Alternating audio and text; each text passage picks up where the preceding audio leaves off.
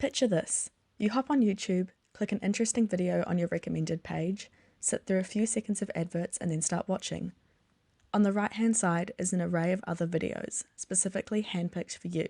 After you've finished watching your video, you click on one of those ones too. 2 hours later and you have watched over 11 videos and your eyes have barely moved from the screen in front of you.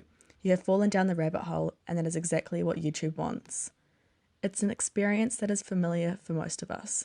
And this rabbit hole, which we refer to, is the way in which YouTube keeps us on its website for as long as possible by driving us to watch content we are interested in thanks to the workings of its algorithm.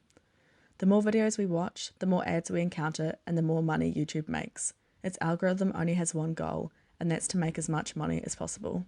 For many of us, YouTube's algorithm works well. It shows us the content we usually want to see, but it has been proven that the platform has been pushing us to the darkest corners of the internet and isn't willing to do much about it. Social media sites isolate users in what Parissa in 2011 refers to as filter bubbles, where users are only exposed to like-minded viewpoints online.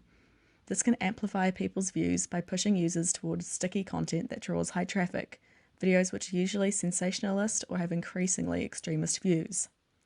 This means if you show political bias, YouTube is likely going to push you content that solidifies and encourages your views even further, often with more extreme viewpoints. COVID-19. It doesn't exist. It is unsurprising then that a 2020 investigation by Cho and Ahmed et al.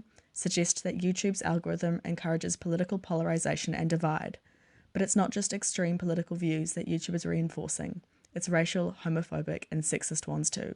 YouTube's algorithm groups users who have slight inclinations towards these views together. So if you watch a video that's homophobic, YouTube will likely suggest ones that are racist too. Because of these videos' sensationalist and controversial content, they usually receive a high number of views and a number of viewer reports. However, YouTube only removes these videos if the number of reports outweighs the benefit of keeping the video live and the money they earn from advertisements. But surely YouTube is doing something about this? Well, not really, and that's because the system they have created is extremely profitable. They take no responsibility for what happens on the platforms they create, but are more than happy to profit from the injustices and abuse that occurs on them.